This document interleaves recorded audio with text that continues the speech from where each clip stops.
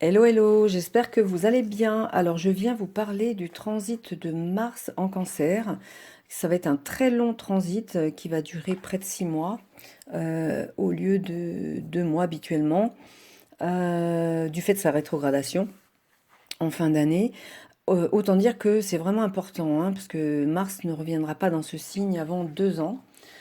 Donc là, ça va se situer entre le 4 septembre et le 18 avril 2025, puisqu'il va faire un aller-retour en Lyon. Alors là, je vais juste vous donner quelques infos générales, puisque au fil des lunaisons, je referai des posts aux nouvelles lunes, aux pleines lunes, et lorsqu'il y aura aussi des aspects importants. Alors, Mars, ça représente notre énergie d'action, notre dynamisme, ça représente notre manière d'agir pour satisfaire nos désirs et nos besoins. Un transit de Mars va apporter vraiment l'affirmation de soi, va nous apporter du courage, une dynamique qui va être utile aussi à créer. Alors avec Mars, on prend par la force, on conquiert, on s'impose, mais c'est pas tellement le plaisir de la confrontation, c'est vraiment se sentir vivant, activer le désir de vivre, c'est l'instinct de survie. Même s'il s'agit d'un cycle rapide, Mars va jouer un rôle crucial dans nos vies parce que il va canaliser l'énergie nécessaire pour nous engager dans une cause. Et donc ça dépendra dans quel domaine, dans quelle maison il va transiter votre cancer. Ça va nous permettre de nous imposer, de nous affirmer. Et c'est à travers les victoires qu'on va remporter dans cette maison que on va pouvoir atteindre un accomplissement, qu'il soit social, personnel ou professionnel.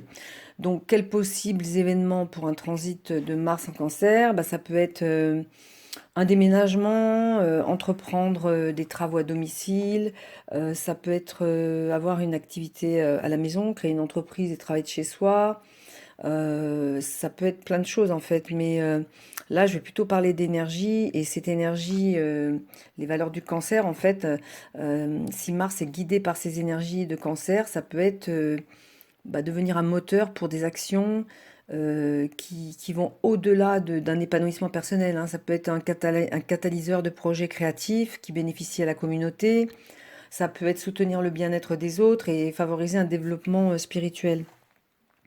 Donc voilà, donc Mars, c'est beaucoup d'énergie et c'est un moteur puissant, non seulement à titre personnel, hein, pour notre affirmation et notre réussite, mais on pourrait diriger aussi cette énergie vers des objectifs beaucoup plus élevés. On peut contribuer à une cause plus grande, collective. Alors c'est vrai que malheureusement, cette énergie n'est pas toujours orientée vers des buts positifs, hein, si on voit déjà l'actualité en général. Donc c'est vrai que c'est très important, ces transits pardon, planétaires majeurs, toutes ces énergies en ce moment qui nous obligent à des prises de conscience. Et je pense que c'est très important, la notion de valeur qu'on accorde à la vie, pour certaines personnes, c'est vraiment... c'est pas trop leur priorité, hein, avec ce qu'on voit à l'étranger et même chez nous, hein. Donc là, il est vraiment temps de réfléchir à notre propre rôle dans nos vies, mais aussi dans ce monde. Qu'est-ce qu'on vient faire ici? Essayer de trouver un but plus, alors plus pas spirituel, mais plus élevé, on va dire ça comme ça. Alors cette petite parenthèse que je vais faire là pour vous parler de mes croyances, et ça parlera pas à tout le monde, donc ça n'engage que moi, et tant mieux si ça résonne pour certains d'entre vous. Mais nous sommes des êtres d'énergie, donc profondément interconnectés, et chaque pensée, chaque émotion que nous émettons crée des vibrations qui influencent non seulement notre propre vie, notre environnement, mais aussi le monde. Alors là, il y a le concept d'égrégore qui illustre un petit peu ce que je voudrais vous expliquer en tant que, comme on est interconnecté. Alors pour ceux qui ne connaissent pas, je vais essayer en deux, trois mots de vous expliquer ce que c'est qu'un égrégore. Ça veut dire un égrégore que nos pensées ne sont pas isolées. En fait, un égrégore, c'est l'union des pensées ou un groupement de plusieurs intentions dans l'univers, des énergies de plusieurs individus qui résonnent, mais dans une réalité plus large, qui peuvent façonner des dynamiques et qui peuvent avoir des impacts puissants dans le monde. C'est comme une sorte d'entité énergétique commune. Donc un égrégore peut être porteur de forces créatrices ou destructrices selon la nature des intentions qui le forment. Et aujourd'hui, malheureusement, de nombreux égrégores sont nourris par des énergies négatives, hein, des énergies de peur, de colère, de division qui contribuent à alimenter ces dynamiques négatives, hein, dans ce qu'on voit dans l'actualité. En fait, on est tous responsables à titre individuel, hein. Enfin bon, j'exagère un petit peu là, mais voilà, il faut surtout retenir que nos pensées individuelles ne sont pas inoffensives et que ça peut nourrir des forces collectives. Donc voilà, moi ce que je voudrais vous faire plutôt pas part de ce que je pense, c'est que si on prenait conscience de notre pouvoir créateur, de cette interconnexion, ben, on pourrait changer le monde, tout simplement. C'est-à-dire que nous, on change à l'intérieur et le monde à l'extérieur change. Enfin, ça, ce sont mes croyances, hein. Je reviens là-dessus pour dire si ça résonne avec vous, bah, tant mieux. Sinon, bah, vous laissez de côté. Voilà, donc bah, en tout cas, des pensées positives qui pourraient nourrir des égrégores et qui favoriseraient bien évidemment l'harmonie et l'unité. Mais voilà. Donc après cette petite digression, on va revenir à notre sujet, puisque ça n'avait rien à voir en fait. Mars qui transite en marche directe le signe du Cancer jusqu'au 5 novembre. Donc là, en entrant en Cancer, il va se mettre au carré des nœuds, Bélier-Balance. Et à partir du 3 novembre, puisqu'il y aura 3 oppositions, j'ai pas regardé exactement quand. En tout cas, la première opposition à Pluton se fera le 3 novembre à 29 degrés 49. Donc là, il y aura Pluton en Capricorne en marche directe, opposé à Mars. Et ensuite, en Lion, il va commencer sa rétrogradation le 7 décembre sur le 6e degré Lion. Donc, les très concernés et les gagnants des lots pour ce transit, c'est les personnes qui ont un 6 degré Lion ou un 17e degré Cancer. Ça aussi, ça peut être important, ce passage de Mars en Cancer. Après, donc, le 24 février, il va reprendre sa marche directe sur le 17e degré et jusqu'au 18 avril 2025, où là, il va rentrer à nouveau en Lion définitivement. Alors Mars en Cancer, donc il est en chute dans ce signe, donc là c'est un peu le problème, c'est-à-dire qu'on pense qu'il n'est pas très puissant, etc. Mais non, c'est en fait que là l'action va dépendre un petit peu des états d'âme et des émotions.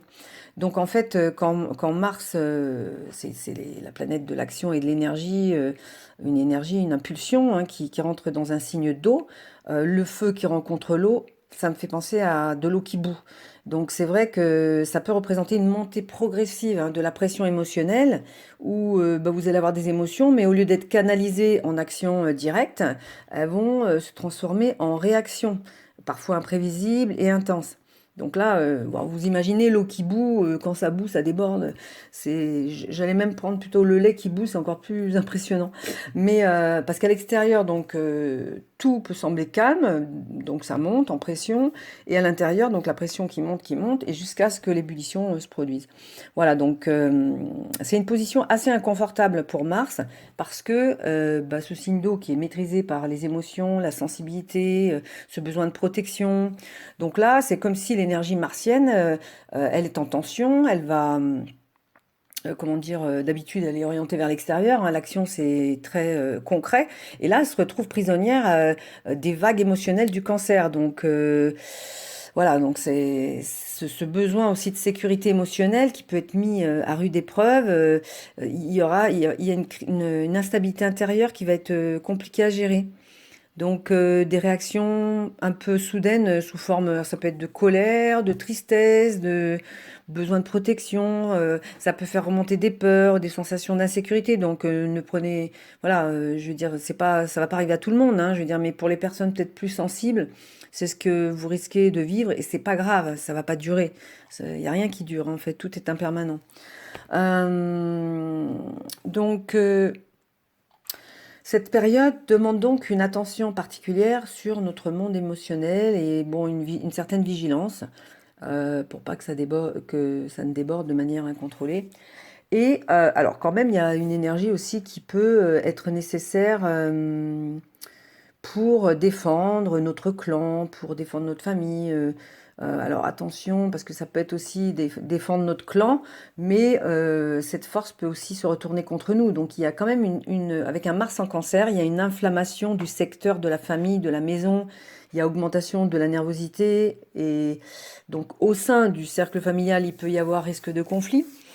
Alors le cancer, ça représente aussi la patrie, donc je vais pas m'étendre là-dessus, mais des conflits peuvent aussi se déclencher, des conflits de groupe ou des conflits d'appartenance, quelques mouvements sociaux. Bon, voilà, donc c'est un transit quand même difficile, surtout que là, il y a quand même des aspects, enfin, il y a de très bons aspects aussi, mais j'y reviendrai tout au long de cette période.